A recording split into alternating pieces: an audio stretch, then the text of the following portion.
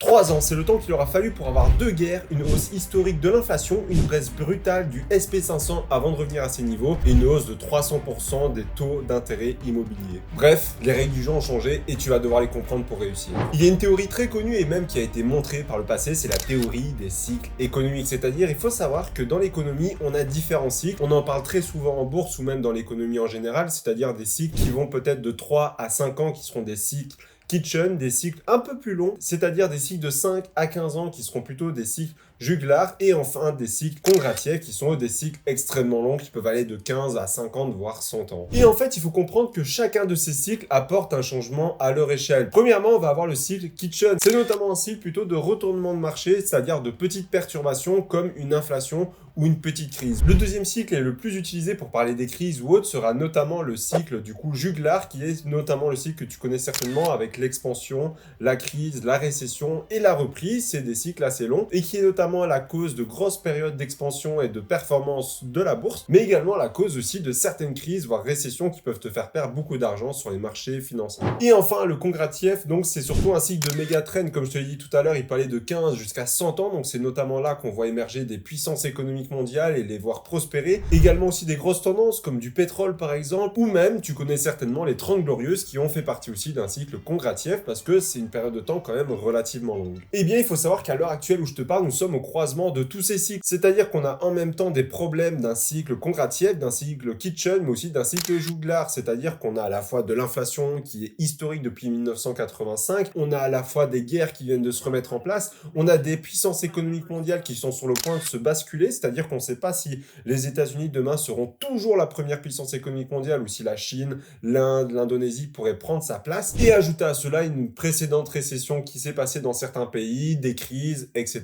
Mais donc tu vas devoir changer 3 choses dans ta manière d'investir si tu veux continuer à jouer avec les règles du jeu et être sûr d'atteindre ton objectif, sinon il sera littéralement impossible pour toi en fait d'y arriver parce que toi as changé récemment. Premièrement, au niveau de ta stratégie en bourse, tu t'en doutes, tu as deux possibilités lorsque tu investis, notamment les ETF et les actions. Ce qui est bien, c'est que si tu fais partie des personnes qui ont une stratégie ETF, il y a très peu de choses qui vont changer pour toi parce que à partir du moment où tu es dans un ETF, tu laisses en fait ton investissement être géré par un fonds d'investissement, BlackRock, Amundi, peu importe. Le seul changement mineur que tu as eu récemment, c'est notamment des ETF ESG, et donc certains que tu investissais peut-être dessus ont été supprimés ou totalement revus. Donc là, à ce moment-là, tu rebascules vers l'ETF qui te correspond le mieux, mais hormis ça, tu n'as pas énormément de changements qui sont dans cette partie-là. Par contre, si tu as une stratégie sur les actions individuelles, c'est là que la stratégie va complètement changer parce qu'il faut comprendre que cette vision-là a totalement été revue et les cartes se sont rebattues. Premièrement, au niveau de la répartition, avant on disait qu'il fallait être extrêmement diversifié, avoir 30, 40, 50 entreprises en portefeuille, et à l'heure actuelle, ce n'est plus vrai du tout à mon avis. C'est-à-dire que je te recommande plutôt d'avoir entre 15 et 25 actions que tu connais extrêmement bien et que tu peux suivre régulièrement. Rien ne sert d'investir dans des dizaines et des dizaines, voire des centaines d'entreprises que tu ne peux pas suivre au quotidien, et donc tu risques fortement d'être impacté lors d'une mauvaise nouvelle que tu n'auras pas pu déceler. Deuxièmement, ça change un petit peu moins. Au niveau du secteur, évidemment, ne dépasse pas 25% de ce dernier parce que malheureusement, tu risquerais d'être trop surexposé. Et à l'heure actuelle où un secteur peut complètement partir à la dérive ou exploser, en fait, eh bien, ça pourrait être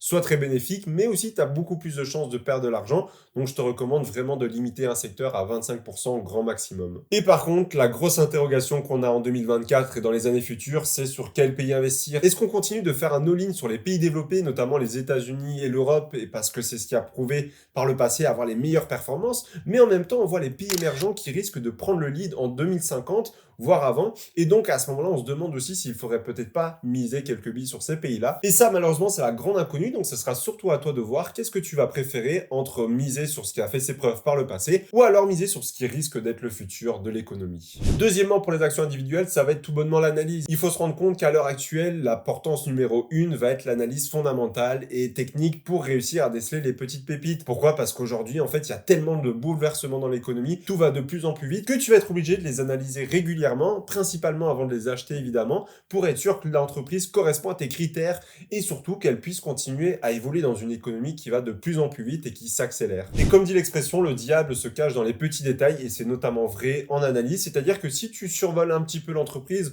comme tu pouvais le faire dans les années passées où la bourse augmentait tellement qu'en fait tu pouvais juste miser sur les grands noms, aujourd'hui ce n'est plus possible parce qu'à la moindre erreur, une entreprise pourrait s'effondrer malheureusement, et c'est d'autant vrai aujourd'hui quand l'économie est bouleversée et malmenée à ce point. Je t'invite à ne pas laisser de chance dans ton analyse, c'est-à-dire qu'il faut surtout en fait prendre que celles qui correspondent à tes indicateurs et qui cochent toutes les cases, c'est-à-dire s'il y en a une qui ne coche pas une seule case, je t'invite vivement à ne pas la prendre, sauf si évidemment elle dépasse un tout petit peu ta limite maximale, mais dans l'autre cas, il faut vraiment que tu puisses en fait trier sur le tas les entreprises, surtout que tu as un large choix à l'heure actuelle, donc ça serait dommage en fait de se priver en fait des meilleurs. Mais comme je te l'ai dit, vu que l'économie bouge de plus en plus vite et se fait malmener, puis parfois performe extrêmement bien, il faut prendre en compte la dimension économique dans laquelle tu es en train de te situer. Tu es en pleine crise, et bien ton analyse va aussi s'ajuster en fonction de cela. Tu es en pleine expansion, il y a du FOMO de partout, il faut le prendre en compte également à ton analyse technique et fondamentale. Et enfin, dernière chose, si tu es en action individuelle, c'est évidemment l'arbitrage. D'autant plus aujourd'hui, il faut commencer à avoir une gestion semi-active de tes investissements. Pourquoi? Parce que l'époque où tu pouvais garder tes actions et ne rien faire est révolue, j'ai envie de dire. Pas dans le sens où tu vas devenir un trader, loin de là, mais c'est bien au moins tous les ans de faire un petit équilibrage.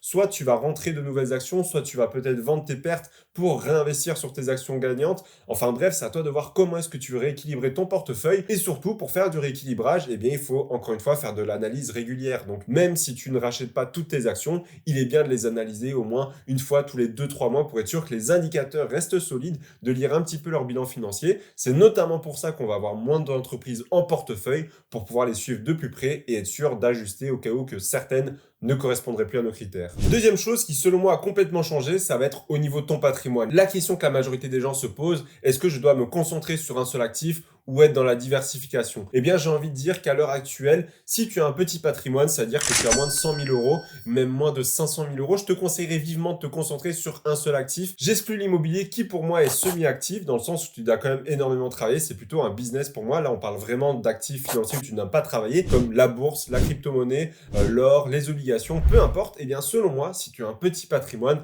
concentre-toi et maîtrise ton actif de prédilection. Ça peut être la bourse, la crypto, peu importe. Par contre, à contrario, si tu as un gros patrimoine au-dessus des 100 000 euros selon moi, il va être évidemment intéressant de te diversifier parce que tu vas pouvoir profiter de plus gros effets de levier. Surtout, tu as un patrimoine beaucoup plus important et notamment, il sera plus judicieux parce que si la bourse demain s'effondre, malheureusement, sur une période de temps d'1 ou 2 ans, eh bien, ça peut faire extrêmement mal à tes émotions et à ton patrimoine. Mais évidemment, c'est pas uniquement lié à ton patrimoine, c'est aussi lié à l'âge. C'est-à-dire, si tu as 20 ans, libre à toi de prendre tous les risques à n'aller que sur un seul actif. Par contre, si aujourd'hui tu as 50 ans et même si tu n'as pas 100 000 euros, il va être plus judicieux en fait, soit d'aller sur un seul actif que tu estimes plus sécurisé, ou alors de te diversifier. Évidemment, tout est ajusté en fonction de ta situation. Là, je te parle en fonction de la mienne. Mais ce n'est pas tout, il faut aussi changer de perspective. C'est-à-dire qu'avant, on voyait l'investissement comme la base de son patrimoine, dans le sens où la bourse allait créer notre richesse, alors que c'est totalement faux, et on l'a d'autant plus vu en 2024. Aujourd'hui, le business et le travail doivent être la pierre angulaire, soit la fondation en fait, de tout ce que tu es en train de faire à l'heure actuelle, alors que la bourse et les autres actifs financiers doivent uniquement servir en fait à développer cette base-là, à renforcer cette fondation et même à l'aider à aller encore plus loin afin de grossir plus rapidement. Pour te faire une petite comparaison, c'est comme dans Star Wars 4 en fait, lorsque Luke Skywalker en fait rencontre Obi-Wan Kenobi. Sans Obi-Wan Kenobi, il aurait peut-être réussi à battre l'Alliance Rebelle, mais ça aurait été beaucoup plus compliqué pour lui. Obi-Wan lui a permis en fait de lui tracer un chemin, de le former et surtout de lui dire ses meilleurs conseils.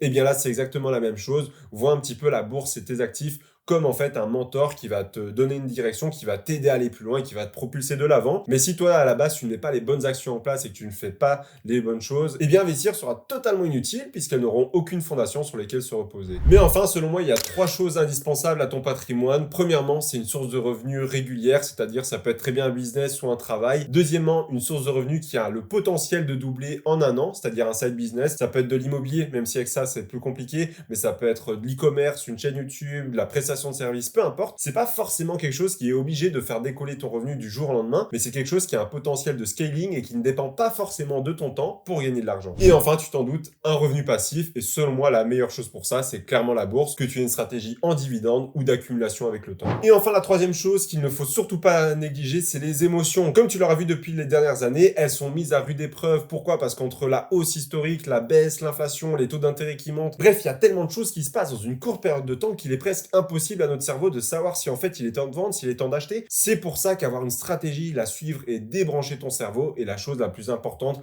qu'il y aura lieu dans les années à venir, parce que ça va ne faire que s'accélérer malheureusement, et donc ça peut mettre à mal des particuliers qui ne sauraient pas gérer leurs émotions. Pour te donner un exemple, sur les 3 dernières années, il faut savoir que le SP500 a pris plus 20% entre 2021 et 2022, a perdu 20% entre 2022 et 2022, et a pris 35% entre 2022 et 2024, pour te dire à quel point l'investisseur est mis à rude épreuve et que son patrimoine est très volatile à l'heure actuelle. Et ça, c'est sans s'ajouter le FOMO, donc la peur de rater le train autour de certaines thématiques, notamment l'intelligence artificielle, le Bitcoin et autres qui vont arriver certainement par la suite, comme on a vu également par le passé avec la crypto-monnaie, les NFT, peu importe. Donc à partir de maintenant, il y a une règle d'or sur tes émotions, c'est que si tu as un plan, tu as une stratégie, et c'est obligatoire si tu veux investir, et bien c'est de la suivre à la lettre, parce qu'à partir du moment où tu vas vouloir un petit peu la dévier, ou un petit peu suivre tes émotions pour investir, c'est là que la catastrophe va arriver, et tu peux très vite tomber dans un gros piège. Ça me fait penser un petit peu à un film que je regardais quand j'étais petit, que tu connais peut-être, qui est Le Labyrinthe de Pan, qui est sorti en 2006, si je dis pas de bêtises. En fait, c'est l'histoire d'une petite fille qui emménage à la campagne lors de la post-guerre civile en fait espagnole, et il faut savoir en fait que cette petite fille découvre un monde féerique où elle va devoir en fait exécuter 3 épreuves très précises parce qu'elle découvre qu'elle est la reine